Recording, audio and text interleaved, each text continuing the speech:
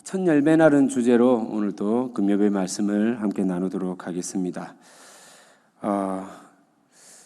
흔히들 우리가 이제 장사를 하시는 분들이 첫 손님을 기다리지 않습니까? 물건을 팔기 위해서. 그래서 첫 손님이 와서 물건을 사갔을 때 이 하는 용어가 있습니다. 무슨 용어라 그러죠, 이거를? 네? 예, 마수거리라 그러죠. 마수했다 이런 말을 하죠. 이제 이 단어를 찾아보니까 이게 일본어인가 혹시 쓰면 안 되는 단어인가 소금과 비용가 찾아봤는데 우리나라 말이더라고요. 마수거리. 예, 마수거리가 표준어더라고요. 그래서 마수거리가 이제 첫 물건을 사가는 것을 뜻하는데 이제 요즘 장사가 너무 안 되다 보니까 이제 장사를 하시는 분들이 요즘 마수가 너무 안 된다. 보통 오전에 마수가 돼야 되는데 오후에도 마수가 될 등 말등 이렇게 표현을 하시더라고요. 너무 힘들다라고 이렇게 이야기를 많이 합니다. 그러다가 기대를 안 했는데 첫 손님이 와서 물건을 사갈 때 절로 한박 웃음이 나오기도 하죠. 참고로 제가 아는 농어촌 미자립교회 사모님께서 되게 이렇게 솜씨가 좋으세요. 손맛이 좋으신데 이제 과일을 가지고 제철 과일을 가지고 청을 이렇게 자주 만듭니다. 그러다가 누구한테 이렇게 추천을 받아서 이것을 좀 이렇게 교회도 어렵고 하니까 청을 담아서 좀 이렇게 판매를 해야 되겠다라고 생각하셨나 봐요. 그러다가 이게 욕심이 생기다 보니까 그 지역에 이 청을 가지고 사회적 기업을 신청했는데 떡하니 당첨이 된 거예요. 그래서 시에서 지원도 받고, 그래서 청을 만들어서 이제 판매를 하기로 결정을 하고 이제 특허까지 낸 거예요. 무슨 뭘 넣다더라, 바이오틱스인가 하여튼 되게 몸에 좋은 것도 넣고 이래가지고 그런 것들이 이제 해서 특허를 내고 이제 상표도 내고 그렇게 해가지고 첫 장사를 하려고 하는데 제가 때마침 전화를 한 거죠. 그 사모님께. 아직 영업 시작도 안 했고 광고도 안 했는데 제가 뭐라고 했냐면 청 60개만 주문해 주세요 이랬거든요. 그러니까 이 사모님이 너무 놀래가지고 자기가 아직 그 어느 곳에도 알려진 적이 없는데 목사님 어떻게 아냐고 첫 손님이라면서 너무 감격스러워 하는 거예요. 금방 지금 특허 스티커가 도착해가지고 이제 병에 붙이고 있다면서 그 얘기를 막 하면서 너무 감격스러워가지고 목사님이 저의 첫 손님입니다. 너무 좋습니다. 막 이렇게 얘기를 하더라고요. 그래서 제가 원래 60개 주문하던 걸 다시 70개로 올렸거든요. 호객행위에 당한 듯한 그런 느낌도 있는데 아무튼 사모님께서 너무 기뻐하셔서 저도 이제 기분이 좋고 너무 감격스러워하셔서 저도 감격스러웠는데 여러 번 감사 인사를 또 받고 저도 오히려 감사의 인사를 나누었던 적이 있습니다. 뜻하지 않았는데 저 역시 그 감격에 동참하게 되었고 오히려 더 감사한 마음이 생기고 하여튼 그런 시간이었는데 처음 어떤 것을 만들고 결과를 내는 것 참 우리에게 희망을 주기도 하고 감격을 주기도 합니다. 하물며 복음의 첫 열매는 어떻겠습니까? 저는 2022년 함께하는 교회 성도들에게 첫 열매의 은혜가 나타나는 해로 기억되기를 진심으로 축복합니다. 네, 우리 한 번 더 앞뒤 좌우로 한번 인사합시다. 당신을 통해 첫 열매의 결실이 일어나기를 기대합니다. 앞뒤 좌우로 당신을 통해 첫 열매의 결실이 일어나기를 기대합니다. 기대합니까? 네, 기대하죠. 자, 요즘 우리가 아침마다 이제 묵상을 하고 있다면 오늘 본문이 그렇게 어렵지는 않을 겁니다. 사실은 오늘 금요 예배 때 나눌 말씀은 내일 묵상의 본문인데요. 보통 토요일 묵상을 잘 안 하죠. 그렇죠? 역시 솔직해서 너무 좋습니다, 여러분. 저도 잘 안 하더라고요. 그래서 이렇게 미리 이렇게 묵상 본문 말씀을 보면서 오늘 금요 예배 때 함께 나누면 좋겠다 싶어서 이 본문을 오늘 가져왔습니다.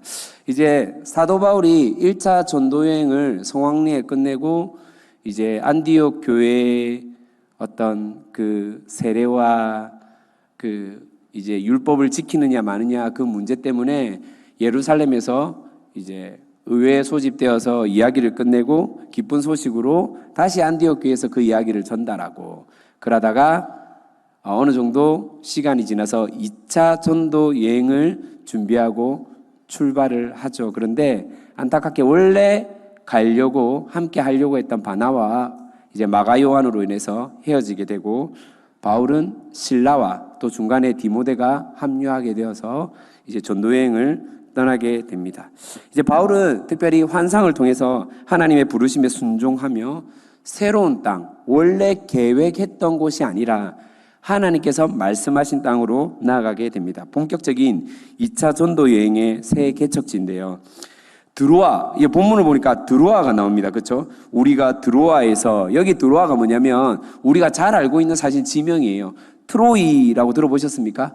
예, 트로이가 지금 성경에는 드로아로 나타나고 있는 것입니다. 그래서 트로이, 전쟁, 영화도 많이 봤는데 이 드로아에서 배를 타고 옛날에 이제 이 드로아까지가 현재 터키 지역, 이게 사실 아시아 대륙이거든요. 그래서 지명이 성경에서는 아시아라고 나와 있는 겁니다. 거기서 바다를 건너면 바로 유럽 대륙이 되는 거예요. 그래서 건너서 이제 사모드라게와 이 섬이거든요. 그 다음에 네아폴리를 거쳐서, 네아폴리가 이제 유럽 내륙의 항구 도시입니다. 항구에서 바로 옆에 마게도냐 빌립보에 이르게 됩니다. 빌립보는 우리가 잘 알고 있는 알렉산더 대왕 아시죠, 여러분? 알렉산더 대왕 아버지의 이름이 필리포스거든요. 필리포스. 그래서 이 필리포스의 이름을 따서 빌립보 해가지고 도시가 이름이 명명이 되었습니다. 그래서 알렉산더 대왕 아버지의 이름을 기억하면서 만들어진 도시가 바로 빌립보라는 것입니다. 그래서 이 빌립보로부터 사실은 실제적인 바울의 2차 전도 여행이 시작됐다라고 생각하시면 될 것 같습니다. 본격적인 2차 전도 여행. 기존에 그 전까지 전도 여행은 1차 전도 여행지였던 곳을 둘러보면서 위로하고 격려했다면 이제는 새로운 땅, 신대륙이라고 생각하시면 되겠죠. 새로운 개척지에 이제 발을 들여서 복음을 전하는 일들을 감당하고 있다는 것입니다. 혹시 방송실에 지도가 준비되어 있습니까? 네. 저기 초록색 띠 보면, 제가 봤을 때 제일 오른쪽에 있는 저쪽 이제 점이 안디옥 교회에서 출발을 해가지고 쭉 가다 보면, 네. 혹시 마우스로 이렇게 표시할 수 있어요? 네. 드로아 한번 표시해 보실래요? 대륙과 대륙. 예, 저기가 드로아거든요. 드로아에서 섬을 거쳐서 네아폴리 한번 보이십니까, 여러분? 예. 그래서 저기서 조금만 걸어가면 이제 어디냐면 마게도냐 빌립보입니다. 이해가 되시죠? 자, 빌립보에서 본격적으로 어디로 진행되냐면 이제 암비볼리, 아볼로니아, 데살로니가, 베레아, 아덴, 고린도, 갱그레이까지가 유럽 대륙이에요. 새로운 땅. 그리고 다시 거기서 에베소, 예루살렘, 안디옥으로 돌아오게 됩니다. 이게 바울의 2차 전도 여행이거든요. 이 전체다. 제가 적어놨죠. 안디옥 교회로부터 시작해서 나소, 더베, 루스드라, 이고니온, 비시디아, 안디옥이 2개입니다. 그 다음에 오늘 드로아 항구에서 출발을 해서 네아폴리, 빌립보로 도착을 합니다.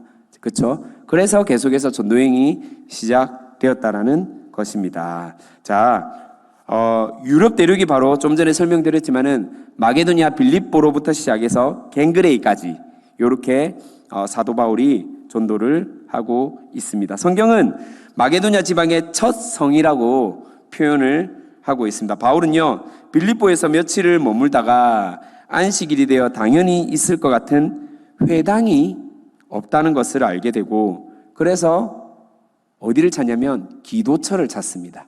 기도처. 예. 이 말은 이 지역의 마게도냐 빌립보에 유대인이요 10명이 채 되지 않았다는 것을 증명하고 있습니다. 왜냐하면 유대인 성인 남자 10명만 모이면 뭐부터 하냐면요 회당을 만들거든요. 그럼 회당이 없다 이 말은 뭡니까? 유대인 10명이 없다라는 거예요. 성인 남자 지금 10명이 없다라는 거예요. 이 지역은 지금 이방인으로 이루어져 있구나. 헬라인, 이방인 이런 사람들이 있구나라는 것으로 이해를 하시면 됩니다. 그래서 회당이 없기에 바울이 선택한 것은 인근 강가로 나아갑니다. 왜 바울이 하필 강가로 갔겠습니까? 회당이 없을 때 이제 유대인들은요 강가나 바닷가에서 정결 예식을 할 수 있거든요. 정결 예식. 물이 있다 보니까 정결 예식을 할 수 있기에 그곳을 임시 예배 초소나 또는 기도 초소로 삼고 있다는 것을 잘 알고 있습니다. 그래서 그곳에서 기도하기 위해 가려고 했었겠죠. 그래서 무엇보다도 지금 바울은요, 한 번도 밟지 않는 이 땅에 딱 들어오면서부터 나름대로 기대감과 설레임도 있겠지만은 또 한편으로 어떤 마음이 있습니까? 두려움도 있고 떨림도 있고 걱정도 있고 내가 잘할 수 있을까라는 그런 뭐라 해야 될까, 염려도 분명히 있었을 거라고 생각합니다. 그래서 누구보다도 지금 이제 안식일도 되었고 해서 기도의 처소를 찾아서 기도하려고 한 바울의 마음인 줄 여러분이 이해를 하시면 좋을 것 같습니다. 미지의 세계, 낯선 땅, 한 번도 경험해 보지 못한 문화와 풍습이 다른 세계관에 있는 이 자들에게 두렵고 떨리지만은 복음답게 전해지게 해달라는 마음으로 아마 기도처를 찾아서 기도하려고 했을 겁니다. 그리고 그 강가로 갔는데 그 강가에 누가 있느냐? 소위 말해서 아낙네들이 있는 거예요.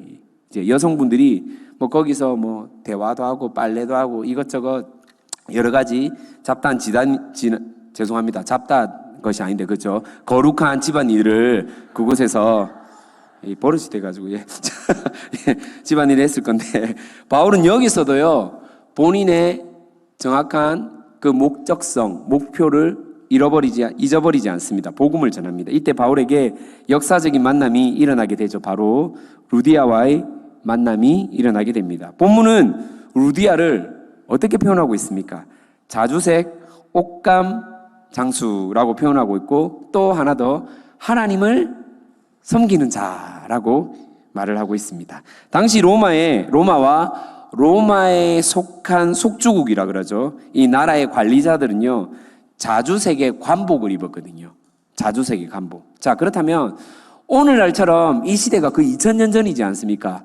염료 기술이 발달하고 뛰어났겠습니까? 아니거든요. 거의 다 천연 염료거든요. 그러면 이 자주색 염료는요 흔하지가 않아요. 어디서 주로 이 채취를 했냐면 이 조개 껍데기, 조개를 채취해서 자주색 염료를 채취했거든요. 이 수량이 너무 얼마 안 된단 말이에요. 그러니까 귀하단 말이에요. 귀하다. 그러다 보니까 이 로마에 뭡니까? 소위 말해서 좀 이름 있는 자들, 관리자들이 주로 입었다라는 것입니다. 예. 그래서 루디아는요 이 자주색 옷을 팔았다. 이 말은 즉 우리가 유추할 수가 있겠죠. 옷이 비쌀까요? 쌀까요? 예, 많이 비싸겠죠. 그죠? 예, 그래서 뭐 하인들, 종들, 일반 평민들은 감히 살 수 없는 뭐 오늘날로 치면 뭐 그런 거 있잖아요. 무슨 똥으로 끝나는 뭐 브랜드 아시죠, 여러분? 예, 뭐 그런 측에 속하지 않나 생각을 해봅니다. 아무튼 루디아는요 나름 부유한 삶을 살았다는 것을 우리는 충분히 유추할 수 있습니다. 모자람 없이 부족함 없이 살고 있던 루디아는 하나님을 경외하며 살고 있었습니다. 좀 우리 입장에서 보면 모자람도 없고 부족함이 없는데 뭐 아쉬울 게 있다고? 당시 기독교가 그 나라의 어떤 국교도 아닌데 대세 종교도 아닌데 왜 굳이 하나님을 믿을까라고 사실은 의아한 부분이 있단 말이에요. 그런데 아무튼 하나님을 섬기는 자, 하나님을 경외하는 자라고 이야기가 나와 있습니다. 그리고 바울은 이 여인들에게, 루디아를 포함한 여인들에게 복음을 전파하는데 바울의 복음 전파는 루디아의 삶에 새롭게 찾아왔습니다. 여기서 우리가 자세히 보아야 할 대목은요, 주님께서 루디아의 마음을 열어 바울의 복음을 받아들이게 하셨다라는 것입니다. 강가의 여러 명의 사람들 중에서 하나님이 루디아를 택하여 듣고 깨닫게 하신 것이죠. 제 아무리 지식과 능력이 있고 성실함과 열심이 있다 하더라도 하나님의 그 마음, 하나님께서 그 마음의 눈을 뜨게 하지 않는다면 결코 복음이 들어가지 않는다는 것을 우리는 기억해야 할 것입니다. 여러분, 다른 거 생각하지 마시고요, 예수님의 제자들을 한번 떠올려 보십시다.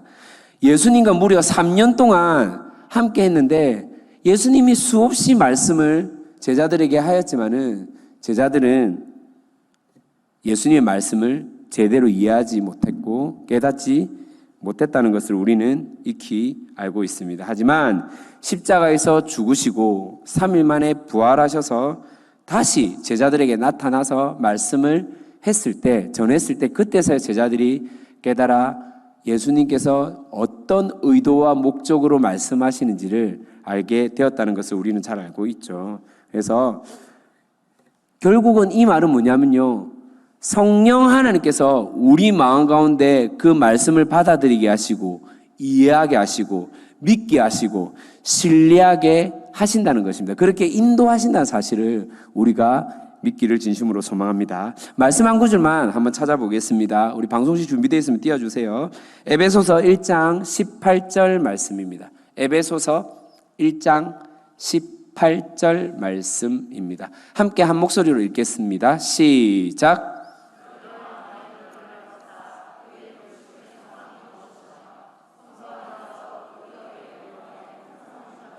자, 너의 마음의 눈을 밝히사. 자, 누가 밝힌다라는 겁니까?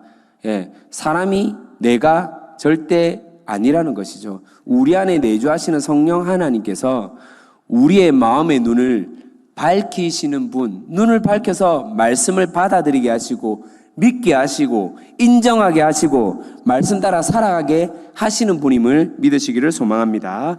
루디아의 눈을 열게 하시고 밝히셔서 복음이 복음답게 들려지고 깨닫는 은혜가 나타났다라는 것입니다. 한 사람이 복음을 받아들여졌을 때 어떤 결과로 여러분 이어지게 됩니까? 본문 15절을 보니 그녀의 온 집안 식구들이 함께 복음을 받아들이고 세례를 받았다라고 말하고 있습니다. 15절 한번 읽어보실까요? 함께 읽겠습니다. 시작.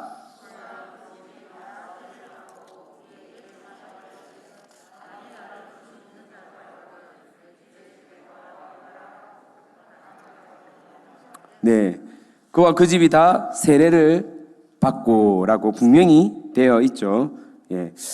자, 그래서 이처럼 바울의 복음 외침이 누구에게는 허무맹랑한 이야기일 수도 있겠지만은 마음의 눈이 뜨여진 자들에게는 희망이며 소망이며 그동안 내가 하나님을 섬기고 하나님을 경외했는데 뭔가 구체적으로 명확하게 들어오지 않았던 그 궁금증, 그 갈증, 그 갈망함을 시원하게 해소해주는 그런 구원의 메시지라는 사실을 여러분이 꼭 기억을 했으면 좋겠습니다. 즉, 영혼을 살리는 말씀으로 나타나게 되었다라는 것입니다. 자, 오늘날에도 우리가 외치는 이 복음이 무슨 역사가 일어날까 싶지만 이 복음이 한 사람을 온 인류의 구원자 예수를 믿게 하는 놀라운 은혜의 삶으로 바꾸어 낸다는 사실을 믿으시기를 바랍니다. 여러분, 제가요, 오늘 말씀을 이렇게 준비를 하다가 오늘 정말 좀 이렇게 좀 왜 그런 날이 있지 않습니까? 너무 정신없고 바쁜 날이 있지 않습니까? 그래서 여러 가지 뭐 일정들도 있고 하다가 이렇게 사실은 본 말씀을 준비하면서 3분의 2의 타이핑을 다 쳤는데 그런 날이 있죠. 컴퓨터가 저를 싫어하는 날이 있어요. 저한테 악감정이 분명히 기계인데 이 감정을 막 표현할 때가 있거든요. 나한테 상의도 없이 그냥 그 한글 파일이 다 날아가 버렸어요. 보통 그러면 다시 한글 파일에 클릭하면 그게 다 되살아나거든요. 근데 얘가 예수님을 싫어하는지 부활을 하기 싫은가 봐요. 그래가지고 얘가 이때까지 친 타이핑 6장이요. 한 장만 남겨놓고 다 사라진 거예요. 너무 속상하더라고요. 정말 머리 찢듣고요. 안 그래도 지금 머리 빠져가지고 너무 스트레스 받는데 정말 속상하더라고요. 그런데 한 통의 전화가 왔습니다. 우리 너무나 존중하고 사랑하고 아끼는 우리 강모 집사님이 전화 와가지고 오늘 예배 몇 시에 마칩니까? 왜 그러냐고 하니까 오늘 그 다준셰마스쿨에 감림산 기도원에 아이들 위로하러 가야 되는데 이 간식을 언제 주문해야 될지 모르겠다고. 그래서 제가 보통 10시 반에 개인기도 합니다. 그때 주문하면 됩니다. 라고 했는데 너무 늦다. 빨리 가야 된다. 라고 하는 거예요. 그래서 외압이 막 들어오기 시작하는 거예요. 저한테. 그래서 저는 연결해봤죠. 본문이 날라갔고 외압이 들어오고, 이거는 영적으로 우리가 생각을 해야 된다. 이해가 되죠, 여러분? 이거는 깨어있는 하나님의 자녀라면 바로 이렇게 반응을 해야 되거든요. 아, 오늘 예배를 빨리 마쳐라 라는 하나님의 계시인 거죠. 할렐루야. 박수 치는 사람이 한 7분밖에 없어서 원래대로 하도록 하겠습니다. 자.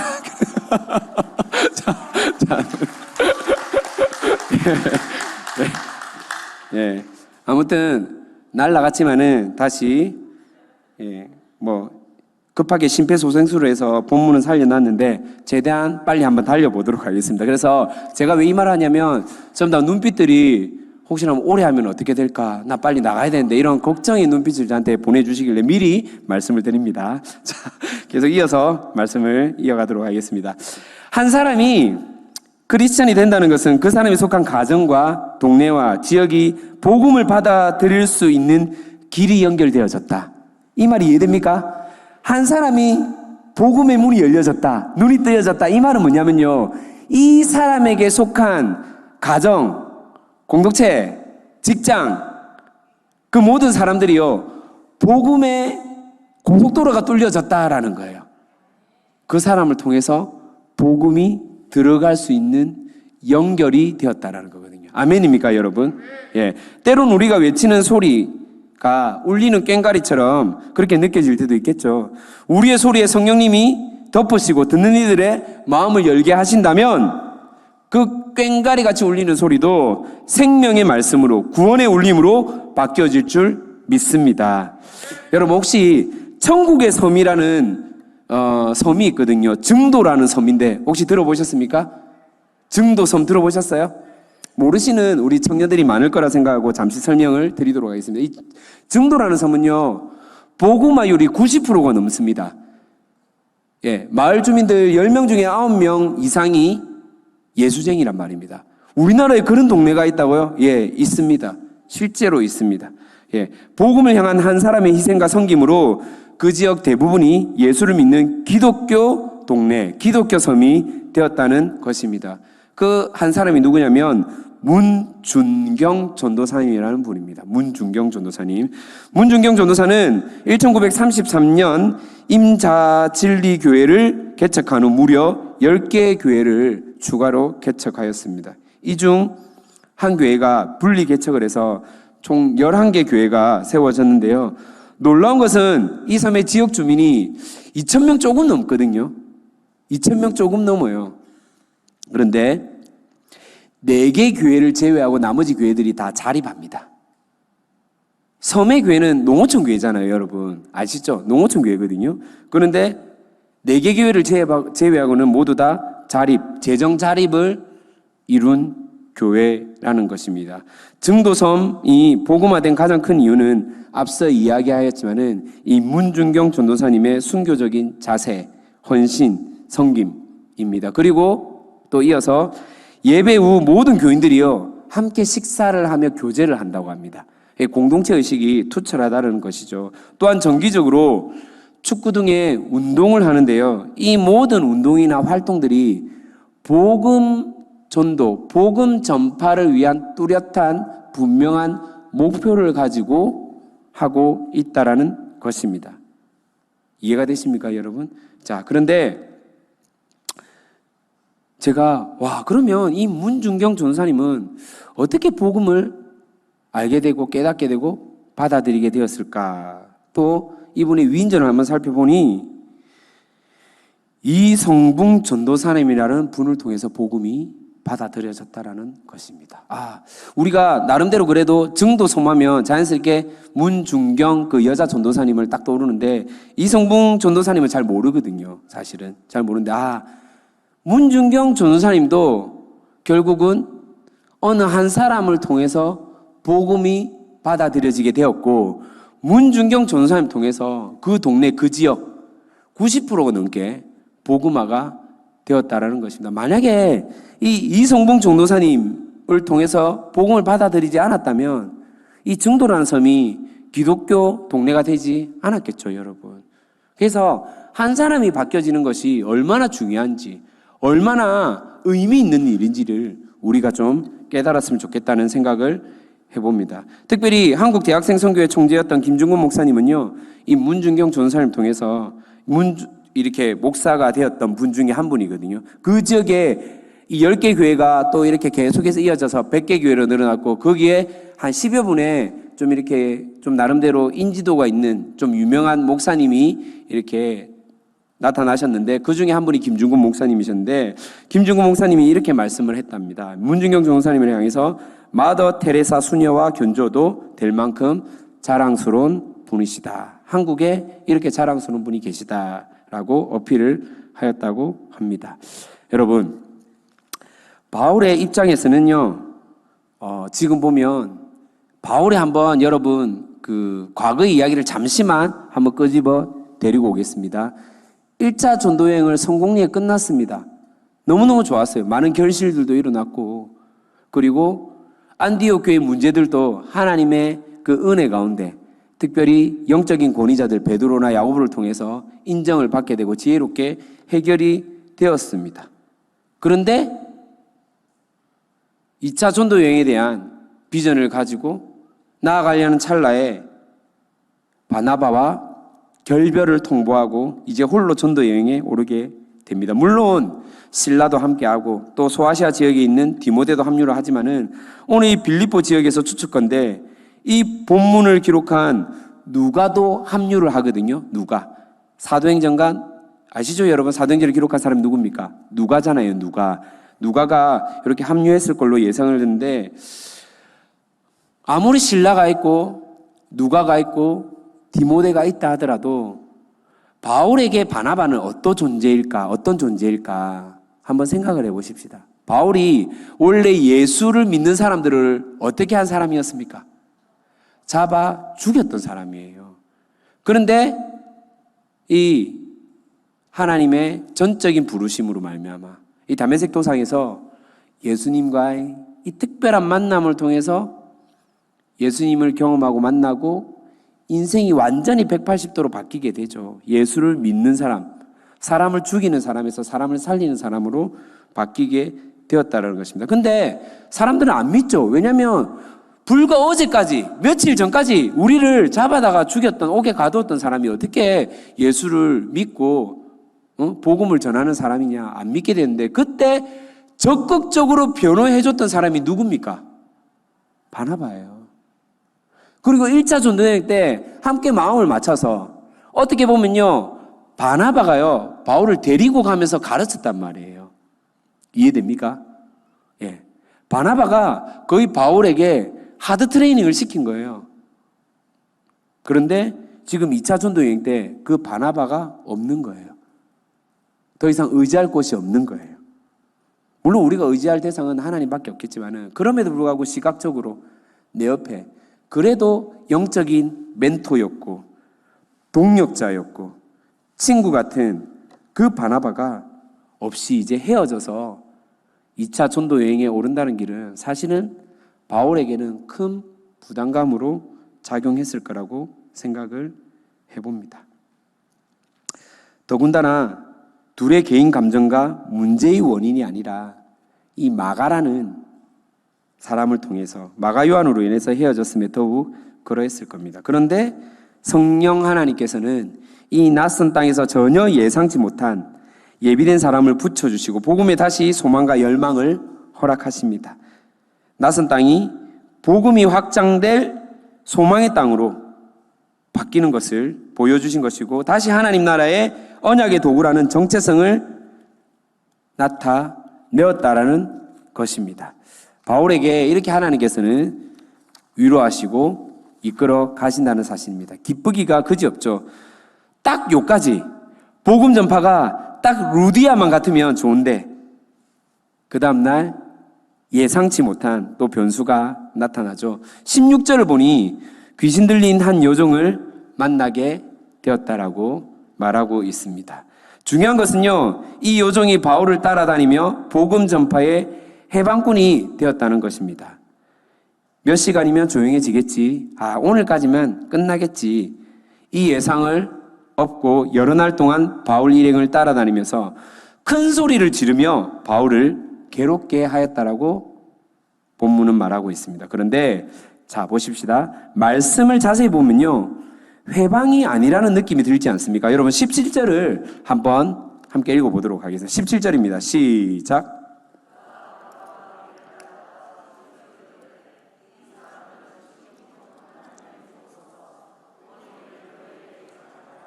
하하, 소리를 질렀긴 질렀는데 어떤 소리를 질렀냐면 이 사람들은 누구를 말하는 겁니까? 바울과 실라와 디모데와 누가까지 이 사람들은 지극히 높은 하나님의 종이래요. 방해꾼이 아닌 것 같은데? 그리고 뭐라고 하냐면 이 사람들을 통해서 여러분에게 구원의 길을 전하고 있습니다. 이렇게 말하고 있는 거예요. 여러분 이게 방해꾼입니까? 복음 전파에 도움을 주는 겁니까? 말씀 잘 하셔야 돼요. 자, 방해를 하는 겁니까? 지금 도움을 주는 겁니까? 도움을 주는 것처럼 보이는 거예요. 예. 페이크라고 하죠. 페이크. 예. 여기에 절대 속아 넘어가면 안 됩니다. 왜냐면요, 우리가 다른 거 보지 마시고요. 자, 18절을 보니까 이렇게 되어 있어요. 이같이 여러 날을 하는지라. 어떻게 고함 질렀다 이 말이에요. 소리 질러 하는지라 바울이 심히 괴로워하여 돌이켜. 뭐라고요? 바울이 심히 괴로워했단 말이에요. 자, 도움이 됐으면 괴롭지 않았겠죠. 너무 기분 좋게 동력자가 또 생겼네, 와 응원군이 생겼네, 지원군이 생겼네 라고 했겠지. 괴로워했다라고 표현했다는 말은 뭐냐면 도움이 되었다 안 되었다? 안 되었다라는 거예요. 그러면 우리가 읽었던 이 17절 말씀과 18절 말씀이 좀 이렇게 문맥이 좀 안 맞는 것 아닙니까? 라고 여러분들이 의아해할 수 있습니다. 그래서 제가 이것들을 어떻게 좀 설명을 할까? 바울과 그 일행이 하나님의 종이며 바울이 외치는 이 말씀이 구원의 말씀이라는 것으로 지금 보여지는데 왜 방해가 될까? 회방이라니 조금 잘못된 것 같지 않나? 바울이 너무 예민한 건가? 까칠한 건가? 바나바의 의견을 무시할 때부터 알아봤어야 하는데 성격이 아주 그냥 지랄 맞은 건가? 이렇게 오해할 수 있단 말이에요, 우리가. 그렇지 않습니까? 그런데 한번 제가 여러분에게 그래도 좀 쉽게 한번 이해를 시켜보도록 하겠습니다. 자, 예를 들게요. 우리가 이제 전도 축제를 준비하면서 태신자를 품고 전도 대상자를 만났습니다.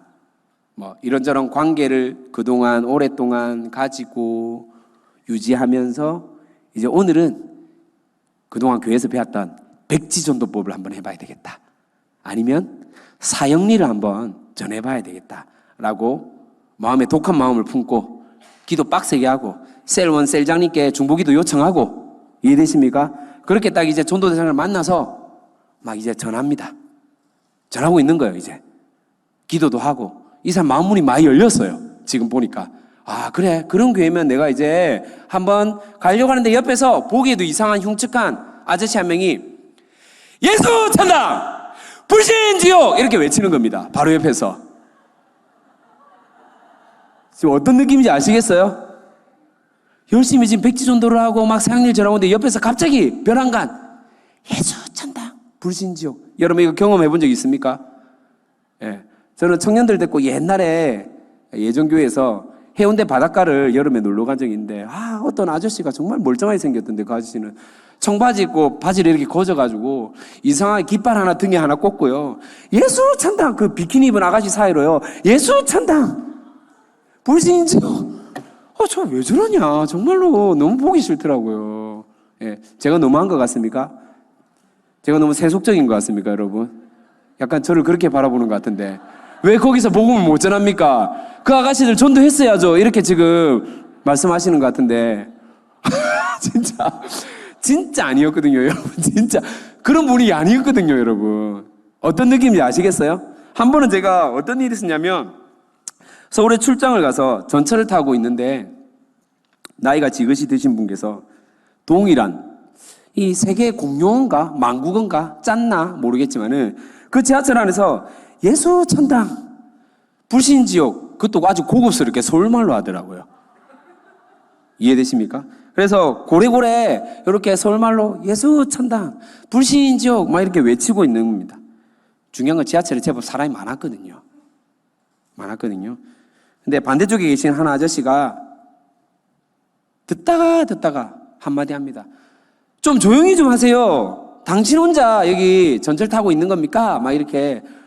정말로 서울 사람들은 화를 내는데도 엄청 기분 안 나쁘게 말을 하더라고요. 되게 신기하더라고요. 자, 그런데 이 할아버지는 그러거나 말거나 막 예수 전당 물신지요 계속 외치는 거. 그러면서 마지막에 예수 믿으세요 막 이렇게 얘기하는 거예요. 근데 제가 너무 이상하게 좀 기분이 이상하더라고요. 그런데 다시 그 아저씨가, 또 반대쪽에 있던 아저씨가 뭐라고 하냐면, 예수 말라고 믿어. 예수 믿는다고 딱히 좋아지나? 예수쟁이들 하는 짓 봐야지 막 이렇게 하는데, 주위에 있는 그 학생들과 사람들이 키득키득 웃는 소리가 막 들리기 시작하는 거예요. 예, 그 할아버지를 완전 무시하는 그런 발언이었죠. 예. 여러분, 어떤 상황인지 이해가 되십니까? 예. 안 그래도 사람 많고 번잡하고, 어쩌면 그 가운데 저는요 그렇게 믿고 싶었습니다. 어떤 사람들은 그 안에서 신앙서적을 읽고 있거나 성경을 읽고 있거나, 또는 녹음된 파일로 말씀 설교를 듣고 있거나, 이런 분들도 분명히 계셨을 텐데, 거기서 끝까지 본인이 고집한 그런 어떤 뭐라 해야 될까요? 이 복음 전파의 방법, 이게 방법론적인 면에서 조금 이렇게 차이가 난다라고 설명드리는 건 약간 오류가 있는 것 같고요. 아무튼 이렇게 안 맞는 상황이죠. 지금 이 귀신 들린 종은 같은 개념은 아니겠지만은, 바울이 이 마게도냐 빌립보에서 복음을 전하는데 오히려 방해가 되고 있다라는 겁니다. 아주 맹목적으로 그냥 그렇게 말하고 있다라는 것이에요. 그래서 여러분들이 조금 더 설명을 좀 드리면, 바울이 복음을 전할 때 바울의 지난 설교의 내용을 보면 여러분들이 더 이해가 쉬울 것 같습니다. 자, 바울이요 항상 복음을 전할 때 어떻게 말씀을 전했냐면, 이스라엘 역사를 언약적 관점에서 설명하고, 그리스도의 오심과 십자가의 죽으심, 그리고 부활하심과 재림하실 것을 분명히 드러내고, 이 예수 그리스도가 우리의 구원자로, 생명의 주관자로 함께 하신다는 것을 선포하였다라는 겁니다. 그런데 지금 귀신 들린 여종은요 이것들을 다 무시하고 그냥 맹목적으로 말하고 있다라는 거예요. 결국 바울은요 이 여종에게 있던 귀신을 쫓아내려 합니다. 그리고 예수의 이름으로 쫓아버리죠. 예수님과 한 번도 함께 하지 않았고 예수님의 기적을 직접 경험한 적이 없지만, 예수님께서 행하셨던 그 사역을 바울이 행하였다는 것입니다. 여기서 우리가 배경과 그 당시 종교 문화를 이해해야 할 필요가 있는데, 이 귀신 들린 여종은요 귀신의 여종으로 점을 봐주는 사람이었습니다. 여종은 누구에게 종속되어 있다라는 것이죠. 즉 귀신 들린 여종을 통해 점을 봐주고 상당한 수입을 올렸던 주인이 있었다라는 것입니다. 참고로 점을 봐주는 귀신을 직역하면 피돈의 영, 피돈이라는 이 우상이 있거든요. 피돈의 영이라는 뜻인데, 이 피돈은요 현재 그리스의 그 터가 있습니다. 델피 신전이라는 터가 있어요. 델피 신전. 이 델피 신전은 누구를 섬기는 신전이냐면 아폴로를 섬기는 신전이에요. 아폴로 들어보셨죠 여러분? 태양의 신 아폴로.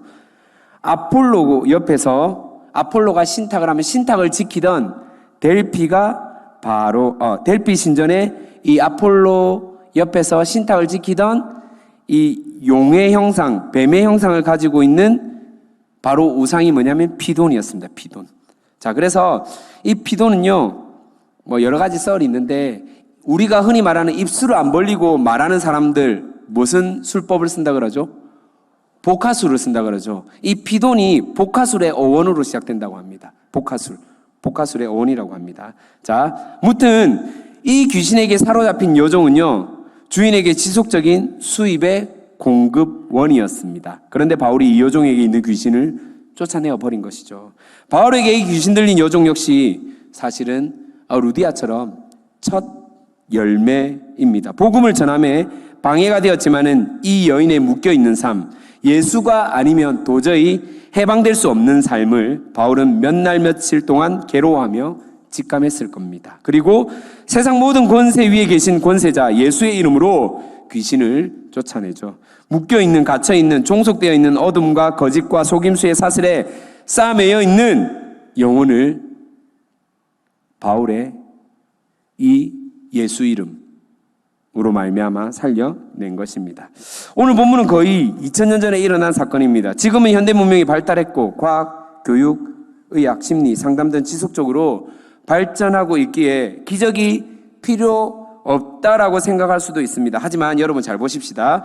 영혼을 살리고 바뀌어내는 것은요, 절대로 사람의 힘으로 바뀌어질 수 없다는 것입니다. 아무리 아이들에게 피자를 많이 사줘 본들, 1일 1닭을 먹여 본들, 예수 믿게 하는 것은 결코 안 됩니다. 꼬드기는 것은 가능하죠. 그죠? 하지만 믿는 것은 철저히 개인의 선택을 넘어서 전적인 하나님의 주권이라는 사실을 우리는 기억해야 할 것입니다.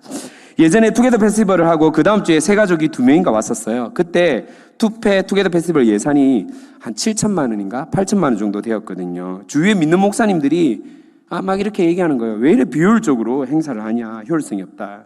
그 돈으로 더 좋은 일들을 할 수 있을 텐데 왜 그렇게밖에 안 되느냐라고 얘기한 적이 있습니다. 건너 들었는데요, 참 이해하기가 어려울 수도 있겠다라고 생각이 들었습니다. 그리고 몇 년 후에 바야흐로 2018년 9월, 이제 제가 청년 TF를 같이 좀 이렇게 맡아서 도와줬던 때였는데, 교회를 다니지 않았던 그 행사를 담당했던 음향 하시는 오퍼레이터 이제 실장님께서 저에게 묻는 거예요.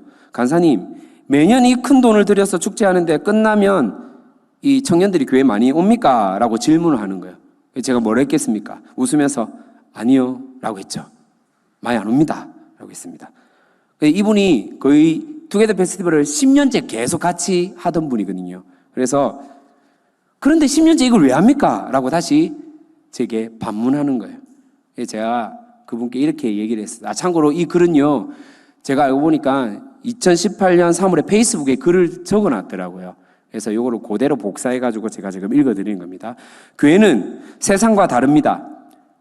제 아무리 기독교라 불려도 교회의 본질은 하나님이 기뻐하시는 일이라면 수익에 상관없이, 결과에 상관없이, 성장에 상관없이 씨를 뿌리는 마음으로 합니다. 그런데 놀라운 것은 하나님께서 한 영혼이라는 최고의 수익, 결실을 주셨고 아름다운 만남이라는 멋진 결과도 주셨으며 무엇보다 우리 공동체를 나를 성장시키시고 성숙시키셨습니다.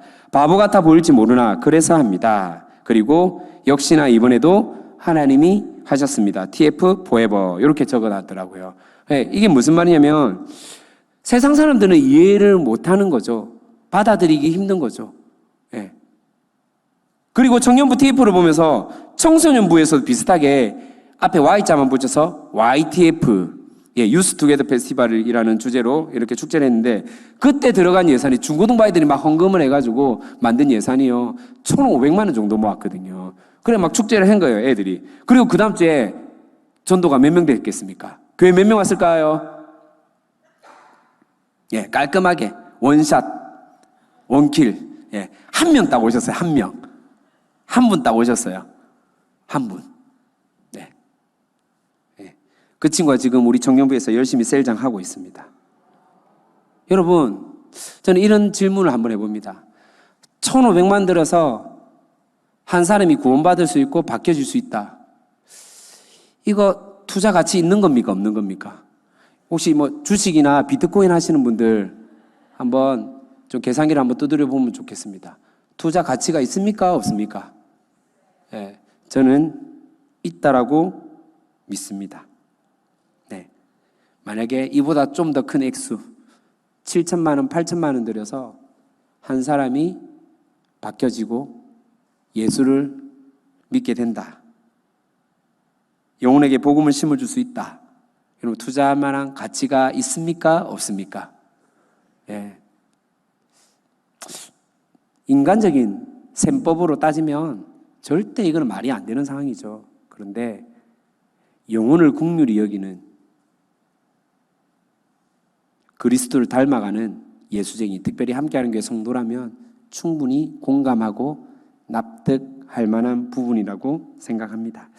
돈으로, 경험으로, 지식으로 사람이 가지고 있는 다양한 능력, 흔히 아이들 말로 각종 현지를 통해서 획득된 아이템이 있다고 하더라도 사람을 바꾸는 것은, 사람을 살리는 것은, 그를 구원하는 것은 성령 하나님의 인도함 없이는 결코 이루어질 수 없다라는 것입니다. 사실은 그게 우리에게 기적이라는 것이죠. 아멘입니까, 여러분? 네. 사랑하는 함께하는 교회 성도님, 바울에게 루디아라는 귀신 들린 종은 유럽 땅에서 첫 열매입니다. 얼마나 감격스럽고 은혜로웠을까요? 그런데 잘 생각해 보시면 바울은 예수님의 첫 열매가 아닐까 생각을 해보았습니다. 저는 그렇게 묵상을 해보았습니다. 예수를 잡아 죽이려는 기득권들 중에서 바울은 예수님의 첫 열매였습니다. 가말리엘 문화생 중에서 바울은 첫 열매였습니다. 예수님의 12 제자가 아님에도 사도 직분을 얻은 첫 열매였습니다. 첫 열매는 첫 열매의 은혜가 있기에 그 맛을 알기에 첫 열매를 다시 기다리고 준비합니다. 그리고 첫 열매를 갈망합니다.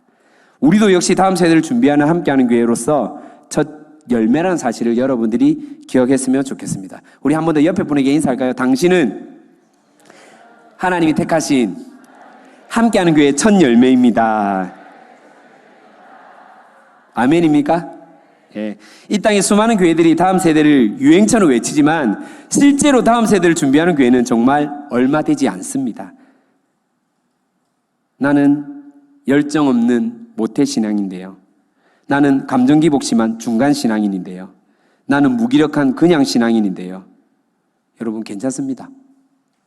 하나님이 여러분을 택하셔서 여기에 있다는 것, 함께하는 교회 정체성을 가지고 함께 있다는 것 자체가 성령 하나님께서 결코 인도하시지 않으면 일어날 수 없다라는 사실입니다.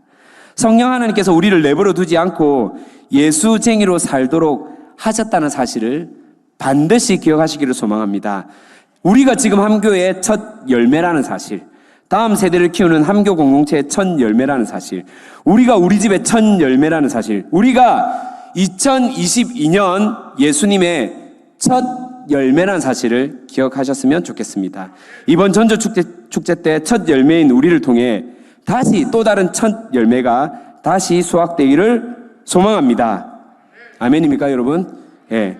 우리 오늘 새벽 본문 말씀인데요. 16장 10절 말씀을 한번 다 같이 읽어보십시다. 16장 10절 말씀입니다. 16장 10절 말씀 시작.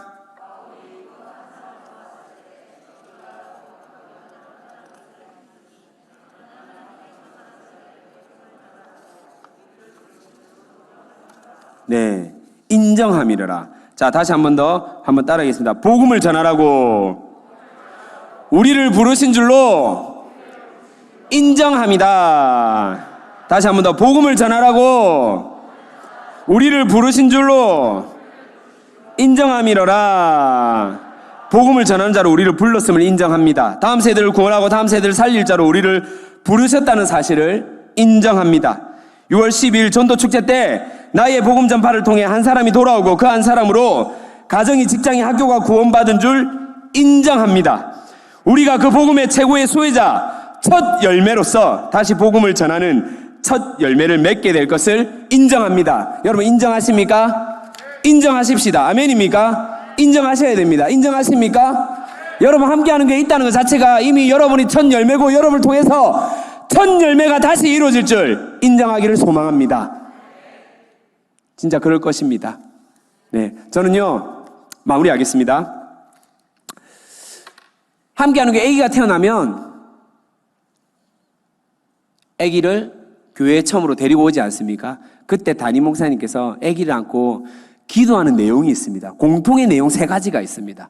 실수로 혹시 아십니까?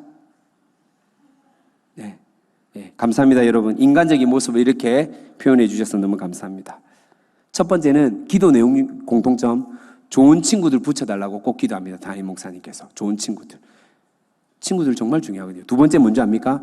좋은 선생님, 좋은 스승 붙여달라고 꼭 기도합니다. 두 번째. 세 번째가 뭔지 알아요? 이게 제일 중요해요, 사실은. 네? 네. 세 번째가 이겁니다. 마지막은 이 아이를 우리 교회의 아이로 입양합니다. 여러분, 이 말이 무슨 뜻인지 아세요? 목사님께서 성도를 대표하고 하나님을 대리하여서 이 아이를 우리의 아이로 맡아서 키우겠습니다. 우리가 하나님의 청지기가 되어서 이 아이를 맡아서 책임지겠습니다. 혹시나 부모님이 문제가 생겼을 때 우리가 끝까지 이 아이를 책임지겠습니다라고 여러분이 그때 아멘 하셨죠? 나 아멘 안 했다 손 들어보세요. 그러면 자유합니다. 그럼 자유하십니까, 여러분? 혹시나 속으로 그러신 분 있는 거 아닙니까? 난 그때 3부 예배 드려서 날 못 봐가지고 아멘 안 했는데. 예, 반칙입니다, 여러분. 그 째꼬란 겁니다, 여러분. 꼬롬한 행동입니다. 우리가 함께 고백하였고, 함께 동의하였고, 그 기도 가운데 함께 박수 치면서 반응했지 않습니까? 여러분, 그랬죠? 그 말은 뭐냐면요. 이 아이를 내 자녀와 같은 마음으로 이 아이를 사랑하며 기도하며 양육하고 돌보겠습니다. 라는 그런 고백인 것입니다. 다만 목사님이 대표로 하나님께 고백하신 거예요. 여러분이 그 가운데 동의하신 거예요. 아멘입니까? 반대하시는 분 있습니까? 없죠. 다 동의하셨다니까요. 그런데 우리는 언제부턴가 아이들을 편가르게 합니다. 이 아이 저 아이를 판단하기 시작합니다. 평가하고 분석하기 시작합니다. 분명히 내 아이라고 함께 키우겠다고 입양하겠다고 고백하였는데 아이들을 외면하기도 하고 귀찮아하기 시작합니다. 여러분, 놀라운 건 뭔지 알아요? 우리 교회 이제 정도의 사이즈 되는 어른들이 있는 교회예요. 초등부 아이들이 30명이 채 안 됩니다. 우리 교회 작년보다 한 5, 600명 모이는 교회 있지 않습니까? 초등부 애들이 30명이 채 안 돼요. 1년에 유아 세례 주는 애들이 1명 아니면 2명밖에 없어요. 거짓말 같습니까, 여러분? 지금 제가 말하는 게. 예, 실화입니다, 실화. 근데 우리는 사실은 너무나 많은 아이들이 있어서 우리 옛날에 할머니가 이런 말씀 참 많이 하시는데 호강의 겨우가 요강에 똥 싸고 있네, 이런 말을 많이 했거든요. 예, 어쩌면 우리가 그런 마음이지 않을까 생각을 해봅니다.